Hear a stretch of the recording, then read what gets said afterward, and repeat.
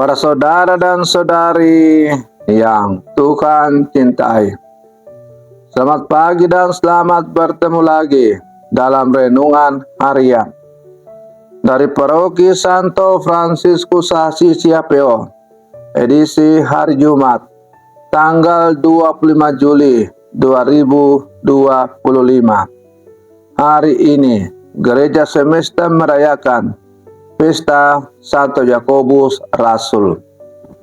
Mengawali hari yang baru ini, kita hendak mendengar dan merenungkan sabda Tuhan. Marilah sebelum kita mendengar dan merenungkan sabda Tuhan, kita berdoa. Dalam nama Bapa dan Putra dan Roh Kudus. Amin. Allah Bapa yang Maha Kuasa dan Kekal, Engkau telah menguduskan karya awal rasul-rasul-Mu dengan penumpahan darah Santo Yakobus. Semoga gereja-Mu dikuatkan oleh pengakuan imannya dan selalu disegarkan oleh perlindungannya. Bersabdalah ya Tuhan, kami siap mendengarkan. Terpujilah Engkau Bapa, Putra dan Roh Kudus, kini dan sepanjang segala masa. Amin. Para saudara dan saudari yang Tuhan cintai, sabda Tuhan yang hendak kita dengar dan kita renungkan untuk mengawali hari yang baru ini diambil dari Injil Matius pasal 20 ayat 20 sampai 28. Tuhan bersamamu.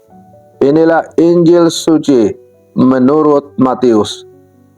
Sekali peristiwa menjelang kepergian Yesus ke Yerusalem, datanglah ibu Zebedeus serta anak-anaknya kepada Yesus, lalu sujud di hadapannya untuk meminta sesuatu.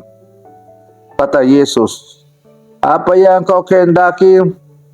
Jawab ibu itu, "Berilah perintah supaya kedua anakku ini kelak boleh duduk di dalam kerajaan-Mu, yang seorang di sebelah kanan-Mu dan yang seorang lagi di sebelah kiri-Mu."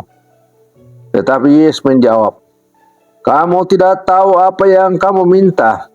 Dapatkah kamu minum cawan yang harus kuminum?" Kata mereka kepadanya, "Kami dapat."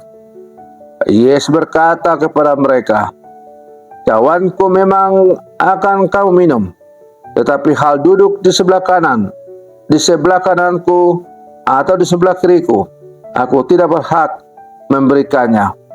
Itu akan diberikan kepada orang-orang bagi siapa Bapakku telah menyediakannya." Mendengar itu, marahlah ke-10 murid yang lain kepada dua orang bersaudara itu. Tapi Yesus memanggil mereka lalu berkata, "Kamu tahu bahwa pemerintah bangsa-bangsa memerintah rakyatnya dengan tangan besi, dan pembesar-pembesar menjalankan kuasanya dengan keras atas mereka. Tidaklah demikian di antara kamu. Barang siapa ingin menjadi besar di antara kamu, hendaklah ia menjadi pelayanmu. Dan barang siapa ingin menjadi terkemuka di antara kamu, hendaklah ia menjadi hambamu.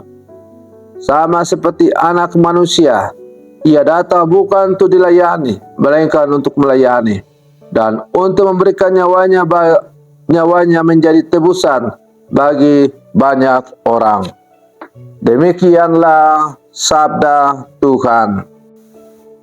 Para saudara dan saudari yang Tuhan cintai, melalui sabda Tuhan yang baru saja kita dengar bersama, kita mendapat cerita tentang ambisi ibu Yakobus dan ibu Yohanes.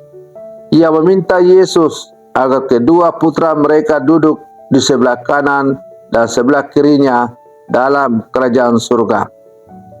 Permintaan ini kemudian dijawab oleh Yesus dengan sebuah pelajaran yang mendalam tentang kepemimpinan dan pelayanan sejati. Maka melalui renungan ini, kita akan menggali makna ajaran Yesus tersebut dalam konteks kehidupan kita sebagai orang Katolik. Permintaan Ibu Yakobus dan Ibu Yohanes mencerminkan ambisi manusia yang seringkali didorong oleh keinginan akan kekuasaan dan kehormatan. Mereka ingin anak-anak mereka mendapatkan posisi terhormat di samping Yesus, sebuah posisi yang dianggap sebagai puncak kejayaan dan kemuliaan. Ambisi ini meskipun terselubung dalam konteks keagamaan, tetaplah merupakan cerminan dari keinginan duniawi yang seringkali menjauhkan kita dari inti ajaran Kristus. Para saudara dan saudari yang Tuhan cintai, namun jawaban Yesus mengejutkan dan sekaligus mendalam.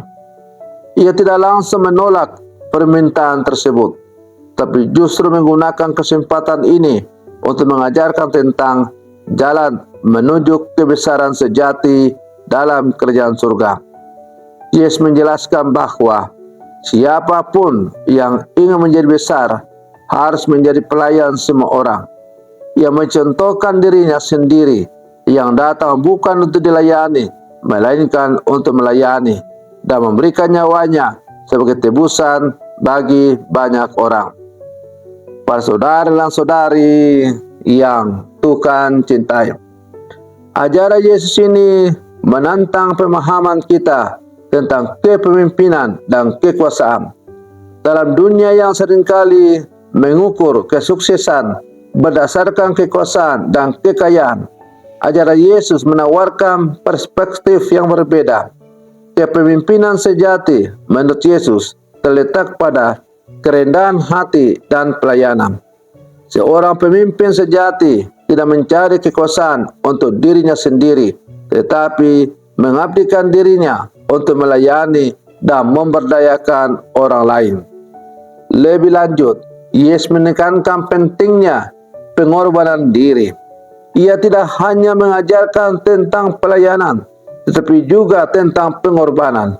Ia memberikan nyawanya sebagai tebusan bagi banyak orang, sebuah tindakan pengorbanan yang luar biasa. Pengorbanan ini bukanlah tindakan yang mudah, tetapi merupakan inti dari kehidupan kekatolikan yang sejati. Kita dipanggil untuk mengikuti teladan Yesus dengan mengorbankan kepentingan pribadi demi kebaikan banyak orang. Oleh karena itu, melalui permenungan ini kita diajak untuk merenungkan ambisi dan motivasi kita sendiri. Apakah kita didorong oleh keinginan akan kekuasaan dan kehormatan, atau oleh kerinduan untuk melayani dan mengorbankan diri? Mari kita memeriksa hati kita dan memastikan bahwa tindakan kita didorong oleh cinta kasih dan pelayanan kepada sesama sesuai dengan teladan Yesus Kristus. Kita dipanggil untuk menjadi pelayan, bukan untuk dilayani, dan untuk mencari kebesaran melalui kerendahan hati dan pengorbanan diri. Para saudara dan saudari yang Tuhan cintai, semoga permenungan saya ini semakin menghantar kita menjadi murid Yesus yang sejati di zaman sekarang. Selamat pagi, Tuhan Yesus memberkati.